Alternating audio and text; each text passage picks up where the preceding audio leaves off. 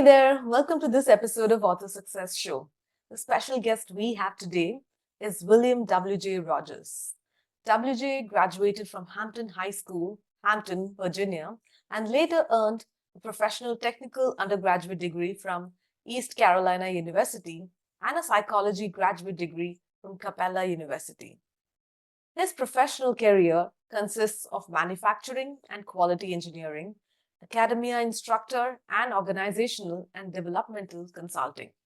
Daddy said, Framing the Mindset of the Next Generation was his first published book. He's a Christian and a deacon in his home church. WJ believes there will be a time when benevolence will overshadow meanness. He's an advocate of prayer and creative actions to bring about positive change. WJ lives with his wife and they have 3 adult daughters and 2 grandchildren. Hello, William. Welcome to Author Success Show. Hello, how are you doing, Yashina? So good to see you. Same here. So, we began this journey together a few months ago, right? So, Yes. I want to go a little before that and ask you what inspired you to write this book, The Hellfire Effect? Yeah, well, what inspired me was it was more of a matter of a nagging sensation in my spirit, in my mind, and so it looks like I was being challenged or tasked to do this from my God, and and it seemed like the nagging feeling wasn't going to go away until I actually started writing it because I am an author of a um, nonfiction self help book that's called Daddy Said, and that was my only real um, ambition is to write a book, just Right. a book. That was your So first when book, when which got published a few years ago. that's correct. And so this one, which is a nonfiction, um, sort of kind of came from nowhere. It just appeared within my spirit to write it. So that was the desire or the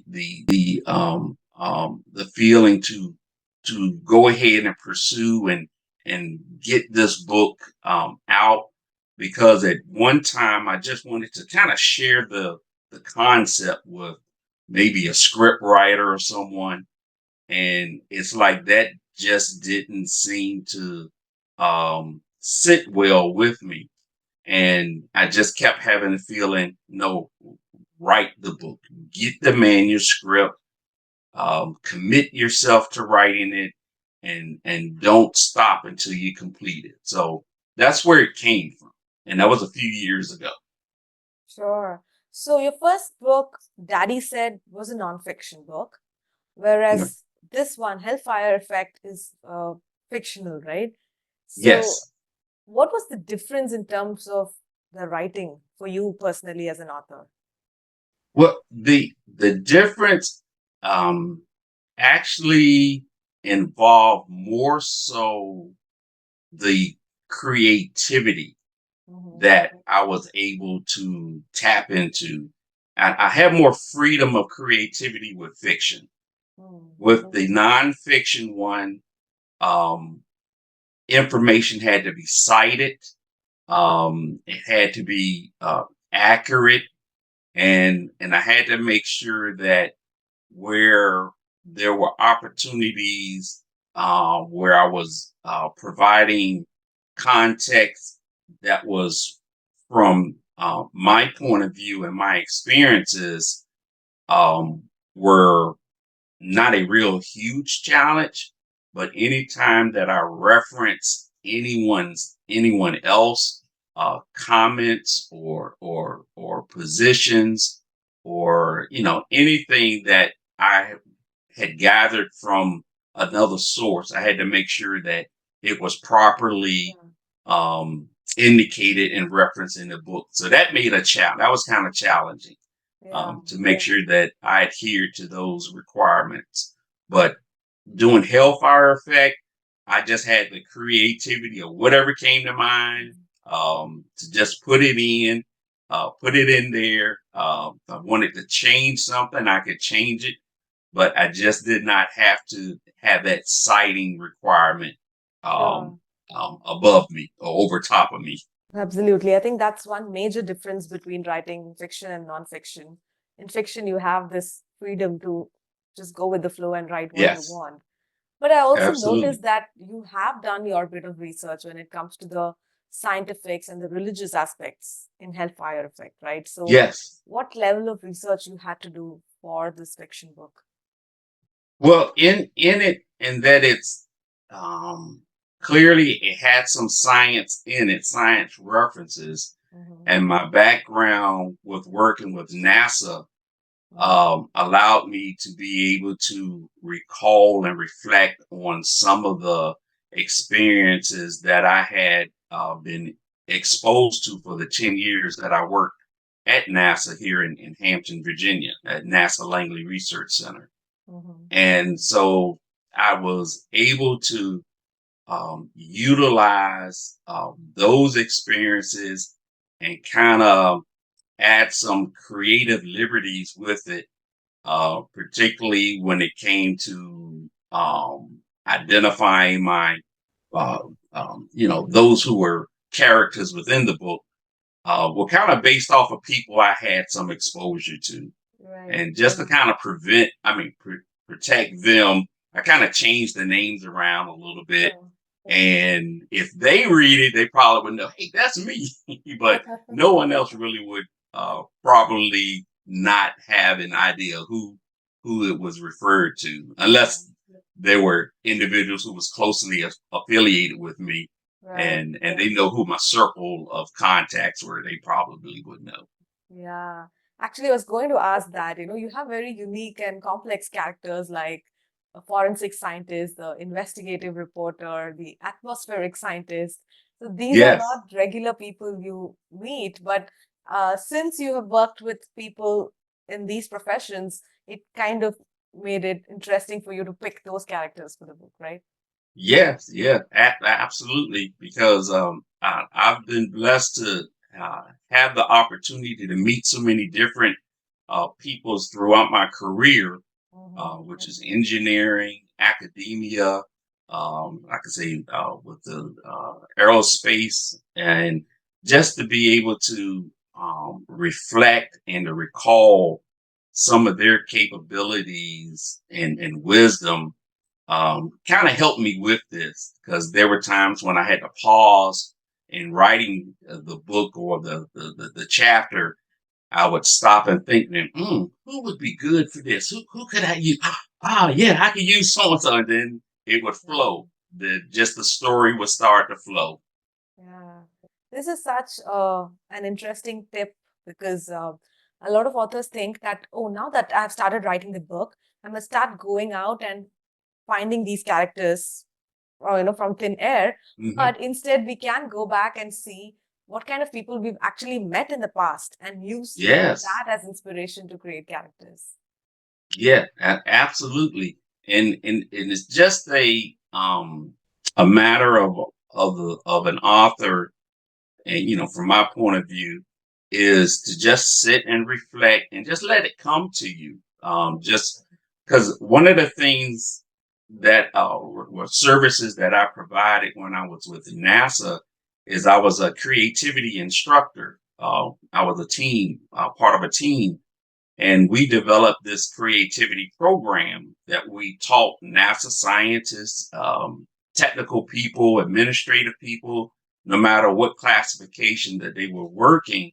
We brought them all together and encouraged them to tap into your creative abilities. Mm. And one way of doing that was just, don't limit yourself, and just use everything that you have um, access to in your either in textbooks or other written documents that's around you. Clearly, your experiences of just interacting with people, just use that. Yeah, that's, I think, a great takeaway from whatever you mentioned, William. So At the beginning, you were talking about how you were getting this message from God and Mm. you couldn't just let it go. You wanted to convert that into a book that can change people's lives. So the starting point was what was bothering you, right? That human life, the value of human life is declining in this world. So Yes. from that starting point, how did you create an outline? Did you actually have an outline before you started writing the book, or did you just go with the flow? And yes, I did have an outline, especially when I started to um, get nuggets of kind of a idea around how to start to put this together. And when I, like I said, when I finally made the commitment to do it, that's when I wrote out the outline. I just said, wrote on paper, um, here's the introduction. Um, here are some of the main characters I'm going to use. In the next chapter, I want to make sure that I introduce the characters to the reader. Then I got to try to tie into how this story begins. And the next thing I knew, I had an outline of about 20 segments. Okay. And so I said, okay, because I got to have the big picture first and then Mm. drill down to the details that kind of help bring about the storyline. And by doing that, it allowed me to have kind of a map of how to process this story in a way that, the flow would make sense to the reader. They would understand it. It would, because the timeline, I had to keep an accurate account of the timeline in the story for when things were happening. Right. Is I didn't want it to be too far fetched where people were like, when did that happen? Did that happen then or when? Yeah. When? So I made sure that in my manuscript that there was like date and times when where primarily dates or when certain things were occurring. So and I had to routinely reference that outline, especially when I was actually describing and writing the story within the manuscript. Yeah. I'm so glad you mentioned this because I feel the key difference between an author who someday wants to write a book and an author who is committing to write a book is this outline. Without an outline, that next step of writing usually never happens. So I'm happy that you two had this a similar process of mapping things out before you could actually do the writing. Yeah, yeah, because I think there are authors out here who are gifted and it's all in their mind. I don't consider myself one of those types because it takes a lot of effort for me to focus on something like this.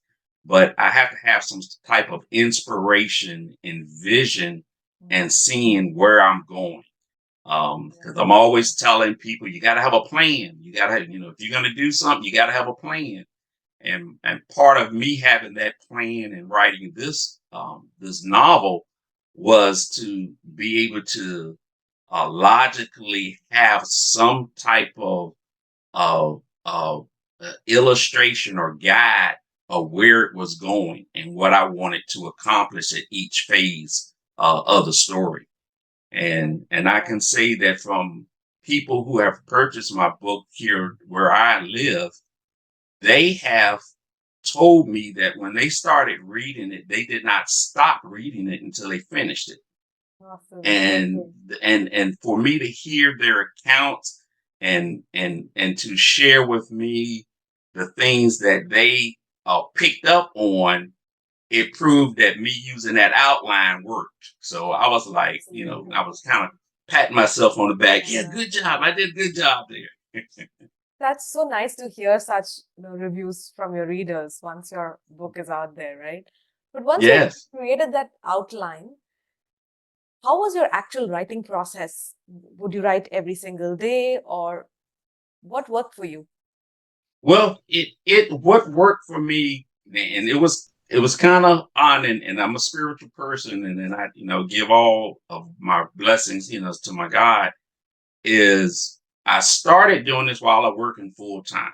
I was working full time for a company, and this is coming out of COVID, and so I'm actually working at home, Mm. and it was a bit of a challenge. I couldn't dedicate. I made was able to focus and write maybe a half a chapter, Mm. or if I was doing real good, I could get maybe a complete chapter. But there were weeks, if not a month, in between those periods of time. But something unexpected happened with my job, is that they went through a reorganization, and basically I became what was called a displaced worker, which had it was I was losing my job, but they allowed me to continue to be paid for like 4 or 5 months. Okay. So I took that 4 or 5 months and focused on doing this book. Great. It was And like a so blessing that's in where disguise. yes, yes. So I got that, the outline was completed. And then I just started doing every day. I did at least a chapter. Mm. And there probably were a few days or a week I may have taken off, and was doing something else, because at the same time I'm looking for another job. Mm. Yeah, but I was able to commit my time to finishing the manuscript. And then, while I was doing that, that's when I had to get some feedback. And, my wife was the first one to read through it. Then I had another cousin who's an author, and she read through it. And in both accounts, not just because they loved me and family, they was like, and they called me WJ. They said, "This is a really good story. It Mm. is. You really need to get this published." And so that's Yeah. why I found you guys. That's so nice. So, while you were writing, see, I'm asking this because yours is not a book that is just written for entertaining your readers. You Correct. are asking them some ethical questions. You're getting philosophical here and there. So, how did you maintain that balance between writing an engaging story while making people think? Well, it's because here in the United States, and I imagine from the news reports, there's a lot of sadness Mm. that's being shared with us Yeah. throughout the days. Yeah, I think that's not And just a US problem, it's there throughout the world. yeah, yeah, that's it. And throughout the world as well. We're hearing these accounts, and it was just something that I'm seeing, at least what we're hearing here, um, and on my side of the planet, is their efforts in trying to um, mitigate these problems is not nothing's happening. It's not working. Mm. So I started to imagine, and I think that's where the spiritual aspect started coming in. Is what if, and that's kind of where it's coming from. It's a what if statement. What if there was some type of phenomenon that were to occur and Mm. to cause an immediate um, penalty to those who commit murder. And Mm. so each day, for each week and each month, you ask, how did I keep this balance? Is I'm still hearing these same stories, Yeah. different locations, different people, but the same outcome. And so that's when I was like completely inspired to complete this book, because Mhm. there was a couple of them I didn't know, and I struggled like, oh my god, how am I going to do this this storyline? And I really had to think about that, and then something would come. It's like it would just pop into my mind, and Mm. I would go with it, and I would flow with it. So that was encouraging, is that there was inspiration that manifested itself just based off of the news reports I was hearing, or me just, I just paused, don't think about anything, and just looked and meditated, and then something would come, and then I was able to flow. So it was a constant, reiterative periods of inspiration that I had to do to kind of keep it going. Right. So throughout your writing process, you kept hearing uh, news which were similar, which helped you to Yes, uh, believe that what you're doing is going in the right direction. yes, yes, yes. So once you were about to complete the book, you gave it to your wife and a friend. They all gave you positive reviews and they told you to Mm. go ahead and publish it. How was that decision of going ahead with self-publishing, and how did you actually find us? Well, I with my first book, I had a copy editor who was a published author that was a member of my church, Mhm. and so I worked with her. She provided the copy editing and review, and then I kind of, by me being with Amazon all the time, I said, well, let me just go ahead and work with Amazon and, get it actually, Mhm. published through. But she helped did all of the formalities, the technical grammar, Mhm. support. Um, and so she moved away. Mhm. So I said, this time, what I wanted to do, I wanted to find a kind of a one-stop shop, self, self-help, um, self-published author support resource. Mhm. And your company, as well as about three others I looked at. And of course, I read the reviews and looked at your websites. And the only thing against you guys was that y'all was in different times, and not like it's going to be hard to communicate with them. But I was so pleased to see the referrals that you all had received. That kind of helped me make the decision. I said, all right, the people who are making referrals are here in the United States. So Yeah. I like it. I like it. And then just you taking a personal interest and being the first face to face person I was able to speak with, you really made me feel comfortable. You explain everything. Um, so I just felt good about what I had seen of the works that you all had done previously, and that's out there now. So it was kind of an easy decision after I got to see all that. So I did my homework, and so far, so good. You guys have been excellent. Thank you so much, William. I'm so glad that you chose to work with us. So once that process began, how was it for you? Because you were seeing your rough draft on your computer, and then one by one, we start with the process of editing and the cover design. Hmm. So, how did you enjoy that process? I especially love your cover because we don't get to do fiction covers very often, and once in a while, when we do them, they look, I feel, outstanding as compared to the Yeah, usual non-fiction covers we do. yeah. So, how was that process for you? That process was a little challenging because it seems like we went maybe a week or longer in me conveying exactly what I was trying, what I was looking for. I didn't know exactly what it was, but it was like if I see it, I know that's it. Hmm. And so when and then of course with the time difference, it was like the next day I'm looking forward to seeing what you all had responded with. So I'm always excited. Let's see what they did. I'm like, oh, that's like almost. And that's kind of what I was saying. But then I got more into, well, let me kind of help the process that you all were using.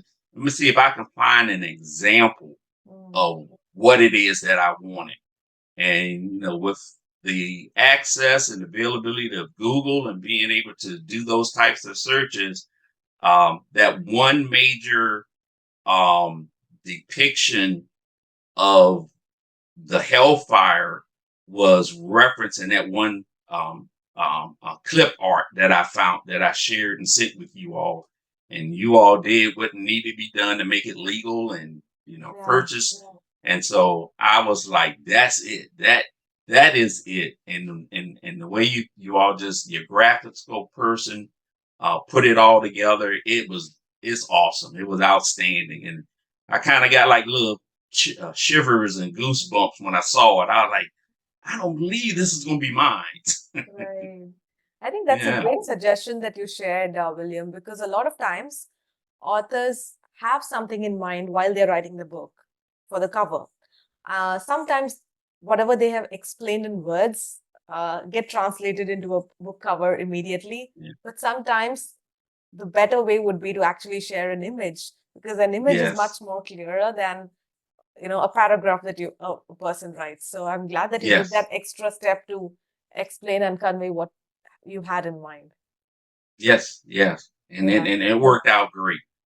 And I that is, get yeah. And even today, when people who I encounter and they say, "Wow, that is a great looking book cover." I'm like, "Yes, thank you." yeah.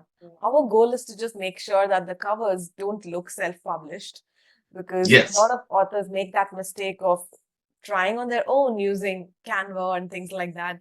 But it Hmm. doesn't look like a professionally published book if they try to do everything on their own.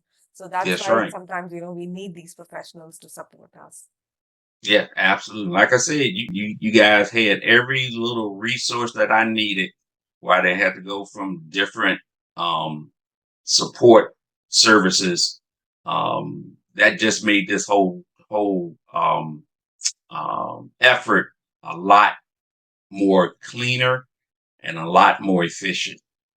Sure. Now let's talk about the editing process. So a lot of authors feel that their book is their baby and they don't want anybody to say how it can be improved.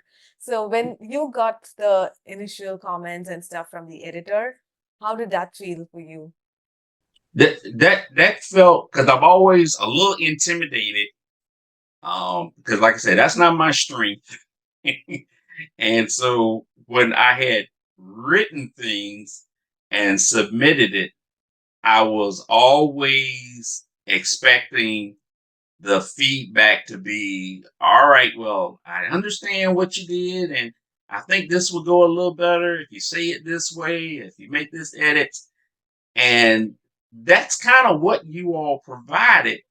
But at the same time, you gave me the editor gave me clear examples and references and the highlighting and the notes that was just awesome. That was just because it made my job that much easier. Is that all I needed to do was just go in and make those corrections and then Mhm. and move on.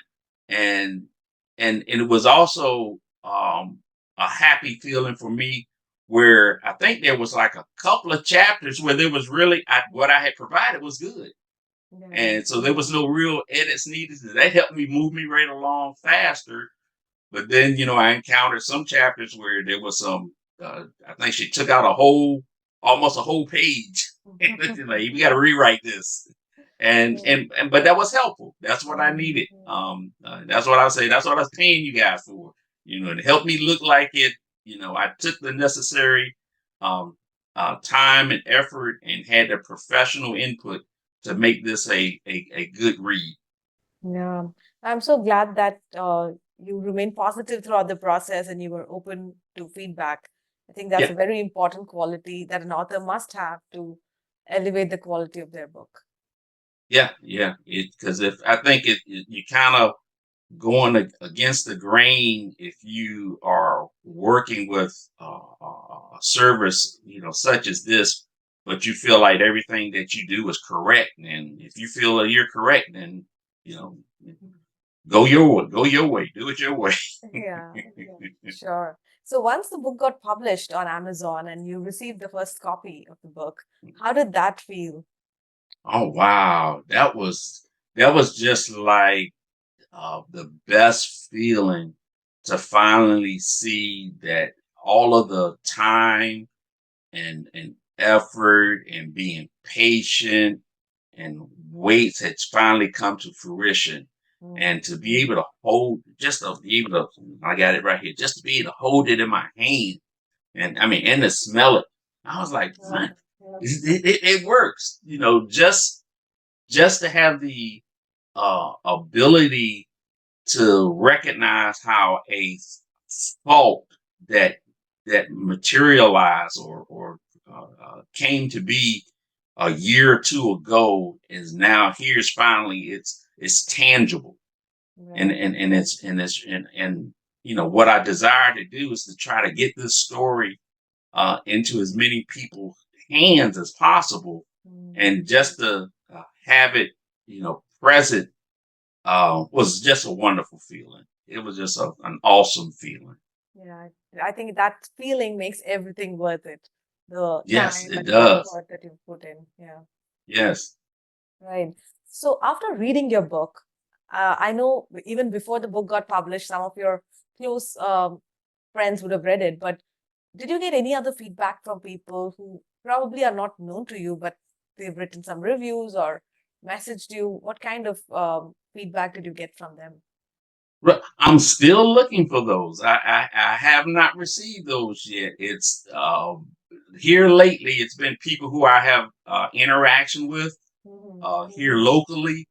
Um, but I've yet to see any feedback from someone I completely don't know Like a stranger, okay. on Amazon. Maybe this podcast will help change that. Yeah, But those are the ones I've been looking forward to reading or sure. hearing about. Yeah. Um, but it's been I'd say just me being realistic. I'm sure there's going to be some people that's going to have some critical um, accounts of what may be referenced in it, but those would be welcome. I would like to see because so far, for those just like I've said earlier that have read the book, have nothing but great things to say, and they have been very impressed Mm. with the story. And I'm hearing, so when's the second book? When's the second book?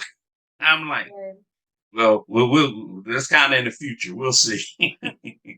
Yeah, sure. So, what are your uh, plans to promote the book? So far, the inner circle has already read, but in Mhm. future, what kind of people do you want to be in front of so that you can talk to them about the book and make sure that they read it? Yeah, well, just about any group, uh, anyone who has an appreciation for reading, particularly fictions. I look for those opportunities, and there is one that's in the works now for here. Mhm. Um, that may be scheduled in the next couple of months, and that there's a person, one of my readers, who's spearheading this. They want to convene a kind of a book discussion, Oh, and they want this book to be a feature of the discussion. uh-huh. So I'm letting them run with that, Right. and to just let me know when and where. The other thing is I'm looking forward. I'm gonna have an optimistic point of view. Is I would love for this book to get in front of a script writer, Mm. because that's kind of a dream. Is that if this story, because it's written in a way that it could be, and I'm just toying with the thought, um, Netflix series. It could be that type of story, Mm. because that's kind of how I set this up. That's how the chapters are a different story altogether, but they are all exposed to the Hellfire Effect, Mm. and so that's it's. I try to say that's not my plan, but it is kind of I'm putting it out there, Yeah, and sure. if God so will wants that to happen, I'll be happy. But just to hear people that have read the book come back and they're excited in what they read and just telling me about it. All And right. the things that they say, I like how you did such and such. I like it. I didn't expect this to happen. And to hear all those types of things, those recounts, Yeah. It makes me, feel really good, and that all of the effort that I put into and taking the time and being organized and writing it is being perceived and appreciated. So Amazing. yeah, so if you know any producers, get it into their hands and Yeah. see if they I too wish that hundreds of thousands of people read your book and appreciate it. And also one day, if it gets converted into a show or a series, that would be really Yeah, yeah, amazing. Yeah. yeah. Great. What would finally be your word of advice to anybody who wants to write a book but is still thinking twice before getting it published? Oh, I've thought of that, and it's something that most people finally realize, and I'll share with just about anything that you may think is going to be a huge effort is just sit down, write the first sentence, Mm, sit down, write that first sentence, and then just dedicate some time, because time is something that's going to continue to move, and it's available to all of us, but it's going to be important for anyone that wants to accomplish something like this. You have to start. mm, You can't keep saying you're going to do it. You can't keep waiting on somebody else. You have to start. And one thing is to make that plan for yourself. For me, it was the outline. yeah. So write an outline. Make sure your outline makes sense and that you can follow it, and then just have a check sheet for, all right, I got to do this, I got to do that, I got to find this resource, I got to do that. So that's what I would share with anyone who wants to author a book, is that you got to get that, or get your computer or pencil and your pen and paper, and you just got to write that first sentence or first word or something, then go from there. Yeah, so true. When it's just in the mind, it could be so overwhelming, but when you actually start putting it on paper or the computer, you know exactly that these are the steps I need to take, and then it sounds much more doable. Yeah, and don't quit, because you're gonna get to periods of time when you're gonna feel overwhelmed, or or hit those mental blocks. Take a break. Yeah, Just take a break and then come back. great. Thank you so much, William, for sharing your journey of becoming an author and inspiring me as well as all the listeners.